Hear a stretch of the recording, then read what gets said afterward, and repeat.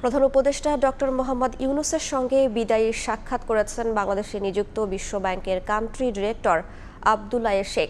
সোমবার সন্ধ্যায় প্রধান উপদেষ্টার বাসভবন যমুনায় সাক্ষাৎ করেন তিনি।